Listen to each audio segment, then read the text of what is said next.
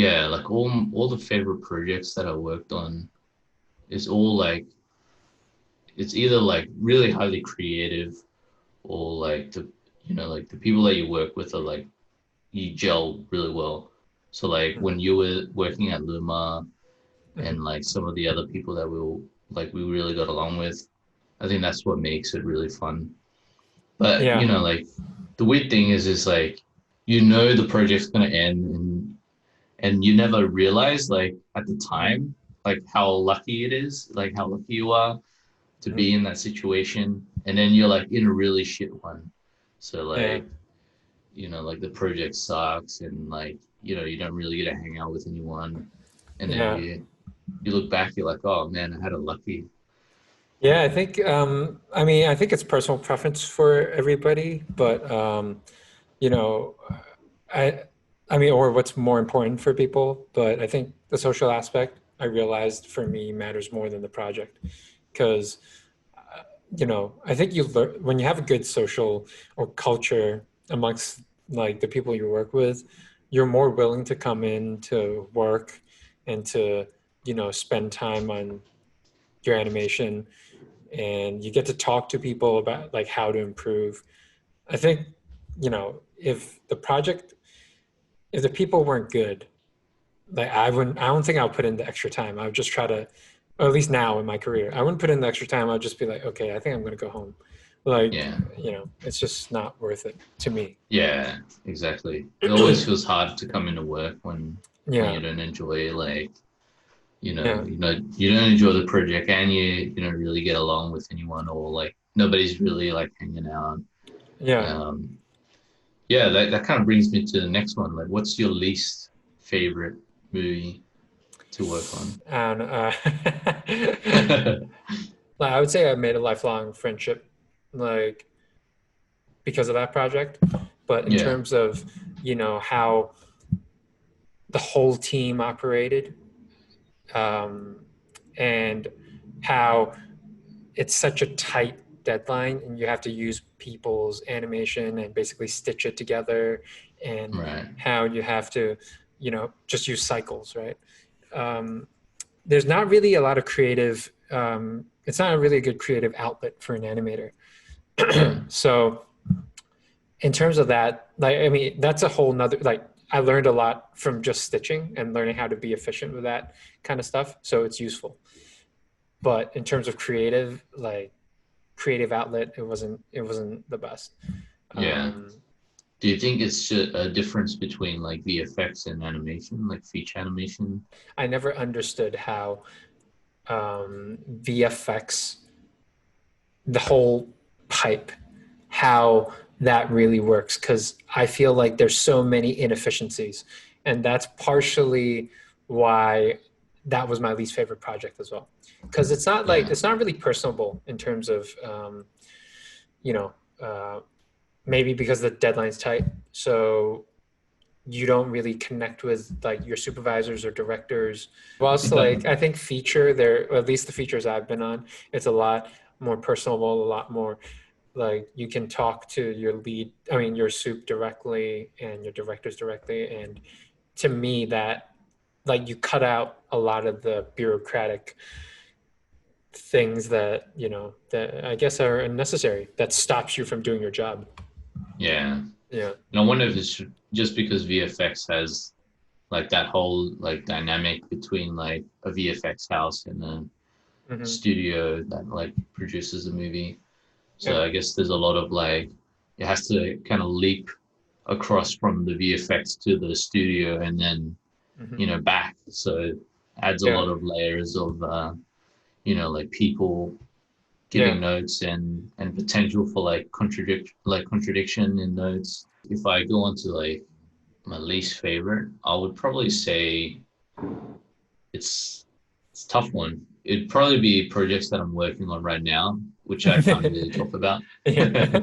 because I'm under NDAs. Yeah.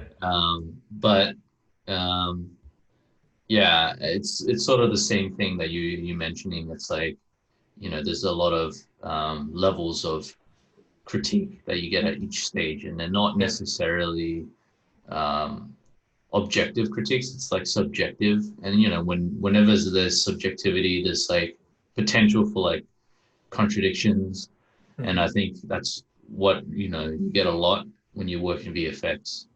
It's Yeah. just like studios giving notes, the director gives notes, and then they like studios have their own VFX supervisors, Hmm. VFX houses have their own supervisors, and Yeah. then like you just go through rounds and rounds of notes, and it just takes away the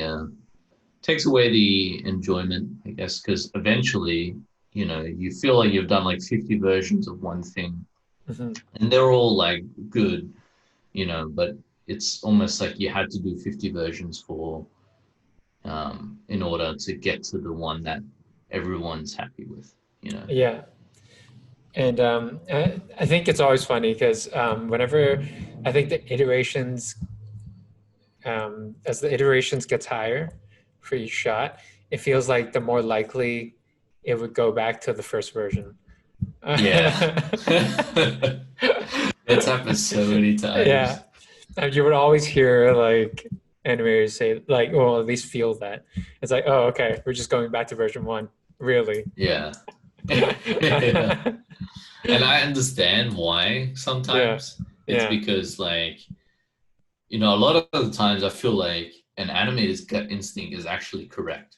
Like what you do to begin with. Because you're like, it's never gonna work like that. Yeah. So you do it the way that you think it's gonna work. Yeah. You do it to the way that you think like, oh, the plate and the timing, and all this, I need to sell these actions. So you have like a limited set of options to begin with. So you Yeah. choose the one that you think is going to work best, and then everyone sees it and they're like, oh, why don't you try this? And Yeah. then you're thinking in the back of your head, that's never going to work, but I have to Yeah. do You it had to do it. because Yeah. I got to show people what they Yeah. want. So you try to make it work, and then Yeah. of course it doesn't, and then they'll give you like another note, like, hey, Yeah. why don't you do this? And then you just go around and around until you get back to that first version that they realize that you did the right thing on. Yeah. But yeah, Yeah. I think it's like a necessary evil for like in this industry. Like yeah, you just have to play the game, and that's the game. It's just iterations and then just doing it even though you don't like necessarily believe it. But you do yeah. have these moments where you get given, you know for me, like on, I guess, Lego Batman, which was my first feature film, I was given a shot that was, it was nothing. It was like a quick cut. It was like a fight scene with Barbara Gordon and like all these villains. I was given, it was at first in the storyboard, like it was quick. It was like like a 3 second shot, one punch pretty much, and then that was it. And then it, you know, because of luck, this shot changed in edit, and it became this like humongous like fighting This epic sequence. fight scene. Yeah.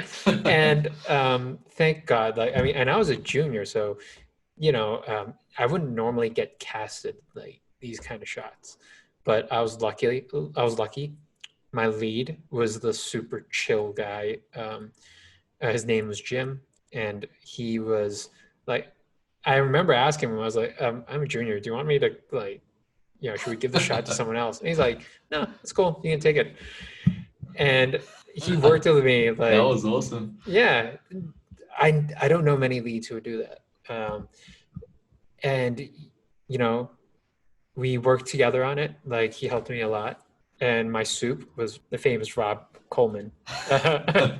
um, and he was like super chill with me taking on that sequence too, like that shot. I mean, it's Yeah, rare, but those moments definitely like make up for like 10 of the bad ones to me. yeah, yeah, no, Yeah. for sure. Yeah. Yeah, and I think a lot of people when they first start out in the industry, they don't get to see those moments for a while. Yeah. If you're not lucky, you don't get to have that moment until Hmm. later on in your career. So I think a lot of people just kind of burn out before they get to that stage. But I Yeah. think we were lucky in the sense that we had like those moments early on enough that, maybe Yeah. that's what, kept us in the industry for Yeah. as long as it did. Yeah, I think so. Like, I think it's what kept, like, I think it's the people, like, if it weren't for the people, I think no matter what project it is, like, I would have given up, like, a long time ago, to be, like, Yeah, for honestly. sure. Um, Yeah, it's just not, like, sometimes it feels like it's not worth it. yeah, Um, but yeah, I mean, it all worked out. yeah. So, And I think along the way, you meet more and more people that you kind of gel with.